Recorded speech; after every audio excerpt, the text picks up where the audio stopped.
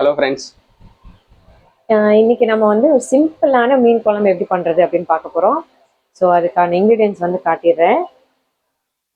இது வந்து ஒரு 4 பேருக்கான ஃபிஷ் கறி.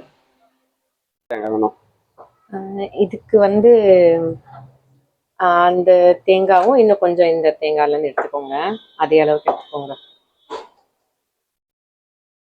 ஸோ தாளிக்கிறதுக்கு வந்து சின்ன வெங்காயம், கருவேப்பிலை, 2 பச்சை மிளகாய். நெக்ஸ்ட் இது எல்லாத்தையுமே வந்து பார்த்தீங்கன்னா நான் ஃபுல்லாக ஒரு பேஸ்ட்டாக வந்து கிரைண்ட் பண்ணி எடுத்துடுவேன். ஒரு வெங்காயம், தேங்காய், தக்காளி. ஸோ சின்ன வெங்காயம் வந்து இன்னைக்கு என்கிட்ட இருந்துச்சு, ஸோ அதனால தாளிக்கிறதுக்கு போட்டிருக்கேன். அப்படி இல்லைன்னா நார்மல் ஆனியனே நம்ம கொஞ்சம் வெட்டி தாளிக்கிறதுக்கு யூஸ் பண்ணிக்கலாம். ஃபர்ஸ்ட் நம்ம வந்து தேங்காய் கொஞ்சம் கிரைண்ட் பண்ணி எடுத்துட்டு அதுக்கப்புறம் அது கூட தக்காளி, வெங்காயம் போட்டு அரைக்க போகிறோம். முடிஞ்சிச்சா? வெட்டியாச்சா? முடிஞ்சு. தேங்காய் கொஞ்சம் அரைச்சிட்டு இதுக்கு மேலே நம்ம தக்காளியும் இந்த வெங்காயத்தையும் நம்ம ஆட் பண்ணிக்கலாம். ரீசெண்ட் டைம்ஸில் பார்த்தீங்கன்னா எனக்கு இந்த ஒரு லாங் கரண்டியில் ரொம்ப ஒரு ஈர்ப்பு வந்துடுச்சு. ஏன்னு பார்த்தீங்கன்னா ஜெனி அவங்களோட சேனல் பார்த்து அவங்க யூஸ் பண்ணுற கரண்டி மாதிரியே வாங்கணும்னு சொல்லி வாங்கி வச்சுருக்கேன். ஸோ இப்போதைக்கு இதான் யூஸ் பண்ணியிருக்கேன். இது இன்னும் தொடக்கூட இல்லை. பார்ப்போம் எப்போ யூஸ் பண்ணுறேன்னு பார்க்குறேன். சரி, மீன் குழம்புக்கான மெயின் இன்கிரீடியன்ட் எதுனே காமிக்கல, அது வெளியே எடுத்து வச்சியா? இல்லைங்க, மறந்துட்டேன். எஸ். ஸோ இன்னைக்கு வந்து நாம் சீலா மீன் வாங்கி வச்சுருக்கோம். இதில் தான் மீன் குழம்பு செய்ய போகிறோம். ஸோ இதை நல்லா மிக்ஸ் பண்ணி கிரைண்ட் பண்ணி எடுத்துக்கலாம்.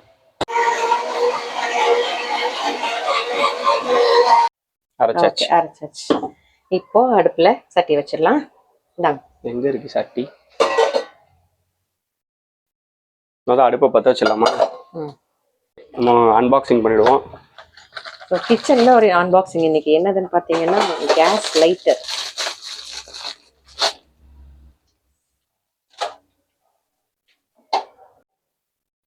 ஸோ எண்ணெய் ஊற்றுங்க. அதுக்கு மேலே நம்ம சிம்னி ஆன் பண்ணிக்கலாம்.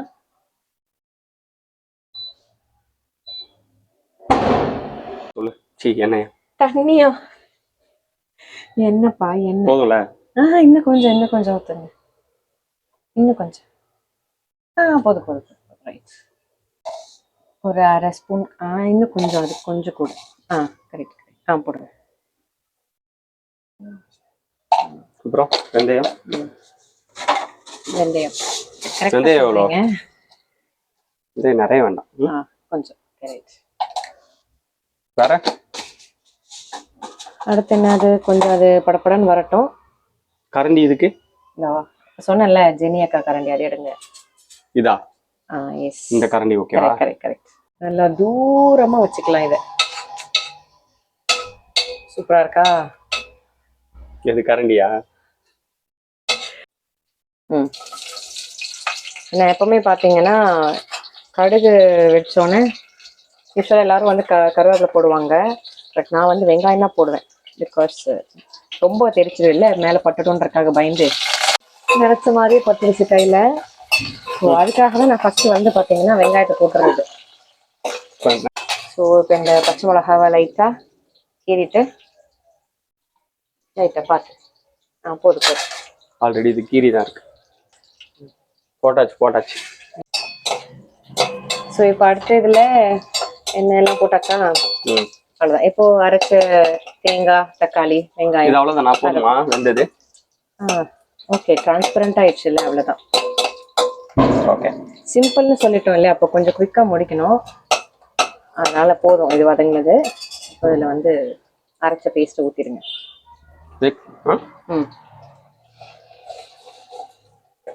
தண்ணி அந்த மூடியும் கழுவி விட்டுருங்க. தக்காளி யூஸ்வலாக அரைச்சிட்டு மீதி இருக்கிறத வந்து அப்படியே போட்டுடக்கூடாது. நல்லா இந்த மாதிரி தண்ணி விட்டு கழுவி அதில் ஊற்றிடணும். நல்லா இருக்கு, சூப்பராக இருக்கு. இது இப்போ கொஞ்ச நேரம் வந்து இது குக் ஆகட்டும். ஆயில் வரும்ல இதில் மேலே? ஆமாம், ஆயில் வரும். நெக்ஸ்ட் நம்ம வந்து தேவையான மசாலா போடணும். இதில் மூடி இல்லாமா? மூடெல்லாம் வேண்டாம். ஹையில் வைங்க, கொஞ்சம் அடுப்பை ஹையில் வச்சுருங்க. ஹைல வைக்கணும்னு சொன்னேன், ஆனா இதுக்கு முன்னாடி சிம்ல தான் வச்சிருந்தோம்னு சொல்லவே இல்லையே.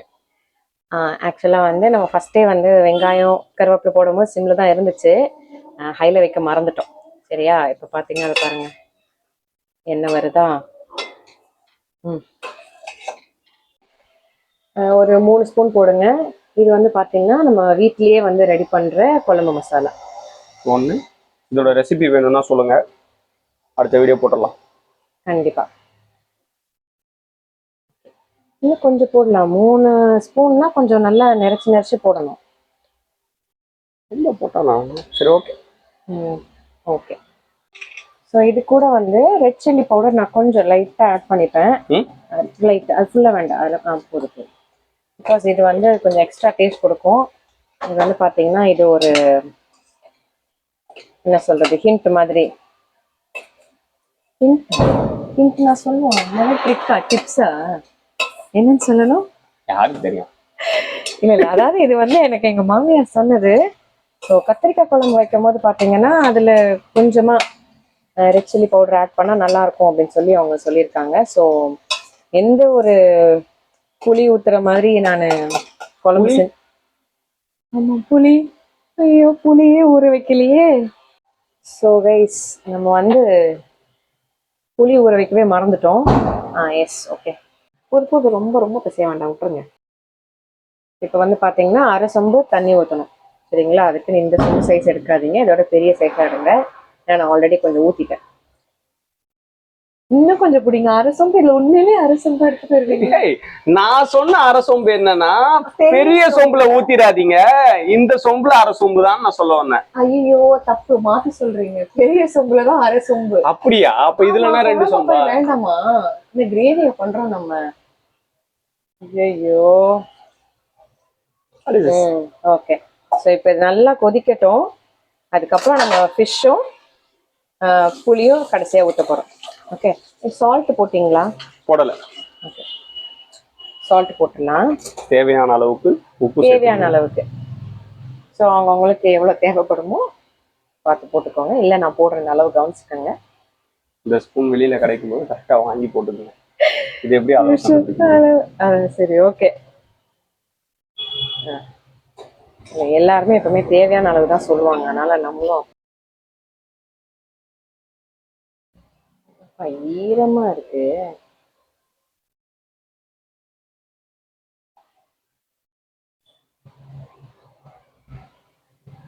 தாஹிர் செஜோட ஃபிஷ் கறி குடி வருது, நல்லா எண்ணெய்லாம் மேலே தெரியுது. நைஸ்.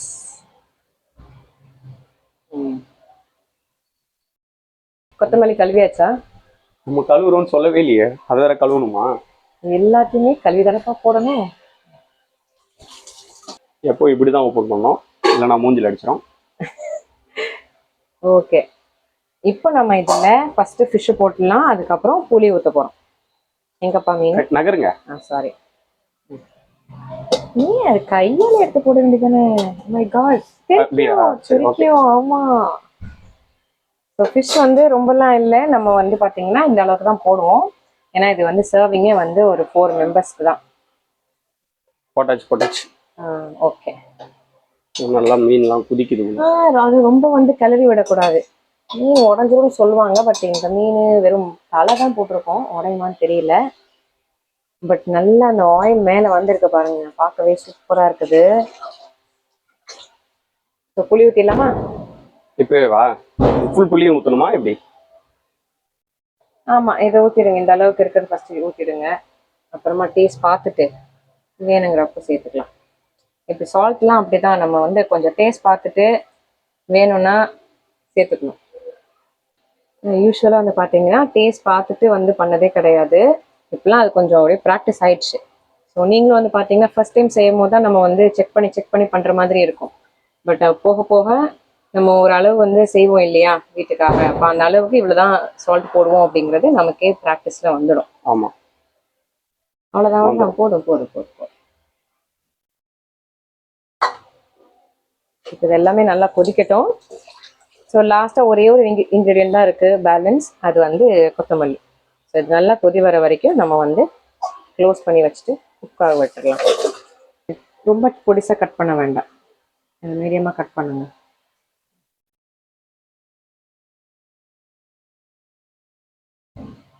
என்ன பேசுறது மறந்துட்டேன். அவ்வளோதான், இவ்வளோதான் ஆகும். ஸோ நீங்கள் இது ஃபஸ்ட் டைம் பண்ணுறதுனால. யாரு, நானா? ஆமாம், அதனால நீங்கள் வந்து டேஸ்ட் பார்க்க போகிறீங்க. எவ்வளோ நேரம் ஊதுவீங்க? என்ன கையில் ஊற்றி பார்க்க போறீங்கன்னு பார்த்தா சூப்பரா இருக்கு. நல்லா இருக்கா? Okay, super. ஸோ நான் சொன்ன மாதிரி புளி, உப்பு இது எல்லாமே கரெக்டாக இருக்கு, காரம் எல்லாமே பர்ஃபெக்டாக இருக்கு. நாங்க கொஞ்சம் ஆச்சாரம் கழுவியாச்சா? Very good. அதனால இவன் குக் ஆகட்டும், ஃபிஷ் இன்னும் கொஞ்சம் குக் ஆக டைம் எடுக்கும், வெள்ளையாக தான் இருக்கு.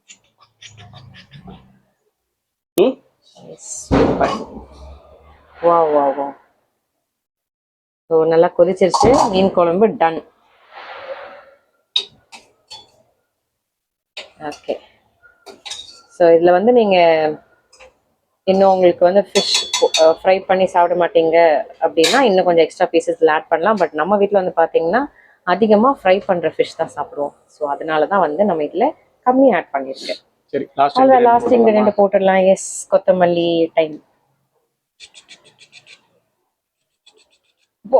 எதுக்கு தான் இந்த சீட்லாம் போடக்கூடாது, கீழே விழுந்துருச்சா? அதோ. ஸோ இதுக்கான இன்க்ரீடியன்ஸ் என்ன, அது வந்து ப்ரிப்பேர் பண்ணுறதுக்கான டைம்லாம் பார்த்தீங்கன்னா ரொம்ப கம்மி தான் இல்லையா? பிகாஸ் நம்ம எல்லாத்தையுமே வந்து மிக்சியில் போட்டு அரைச்சி தான் எடுக்க போகிறோம். ஸோ ப்ரிப்பரேஷன் பண்ணி முடிச்சிட்டிங்கன்னா குக் பண்ணி எடுக்கிறதுக்கு ஒரு 15 to 20 minutes தான் ஆகும். ஆஃப் பண்ணிடுவோமா? எஸ், ஆஃப் பண்ணிடலாம். அவ்வளோதான். பரவாயில்லையா? நம்ம கிட்ட இன்னைக்கு சாப்பாடு வந்து பார்த்தீங்கன்னா கொஞ்சம், இன்னைக்குன்னு இல்லை எப்பவுமே இப்படி தான் இருக்கும். பிகாஸ் நம்ம வந்து குக்கரில் தான் வந்து சமைக்கிறோம். நம்ம கிட்ட நிறைய சின்ன பவுல் இருக்கு. சின்ன பவுல், பிளாஸ்டிக் பவுல்லாம் வேண்டாம், ரொம்ப சின்ன பவுல், அதுலேயே கொஞ்சம் எஸ் கரெக்டாக இருக்கும். Okay okay right. இந்த பவுல் எடுத்து இப்போ குழம்பு ஊற்ற போகிறோம். இதே கரண்டியா குழம்பு ஊற்றி யூஸ் பண்ண போற? இல்லை இல்லை இல்லை, குழம்பு எடுத்து ஊற்றுறது நமக்கு கொஞ்சம் நல்லா குழி கரண்டியாக தேவைப்படும். ஸோ அதுக்கு இது ஓகேவா? Yes correct. எல்லாமே சூப்பராக வந்துருச்சு அப்படின்னு சொல்லணும்ல? சொல்லுங்க. இல்லை வந்துருக்கும், கரெக்டாக தான் இருக்கும். பார்த்து சூடாக இருக்க போட்டுப்பா. தலைவனை ஒன்று போடுவோம். அவ்வளோதான், சூப்பர். ஸோ நம்மளோட சிம்பிளான ஒரு ஃபிஷ் கறி ரெடி. தேங்க்ஸ் ஃபார் வாட்சிங். Bye friends. அப்படில வேணாமா? Bye bye bye. So friends, இன்னைக்கு வந்து பார்த்தீங்கன்னா ஒரு சிம்பிளான ஃபிஷ் கறி ரெசிபி தான் நம்ம பார்த்துருக்கோம். ஸோ அதிகமான இன்க்ரீடியன்ஸ் கிடையாது and easy way of making a fish curry. So இது கூட வந்து பார்த்தீங்கன்னா நெத்திலி ஃபிஷ் ஃப்ரை வந்து செஞ்சுருக்கோம். So hope you like this video. பிடிச்சிருந்தா கண்டிப்பாக லைக் பண்ணுங்கள். உங்களோட கமெண்ட்ஸை, தாட்ஸை எங்கள் கூட ஷேர் பண்ணிக்கோங்க. சேனலுக்கு மறக்காமல் சப்ஸ்கிரைப் பண்ணிடுங்க. தேங்க்யூ, பாய்.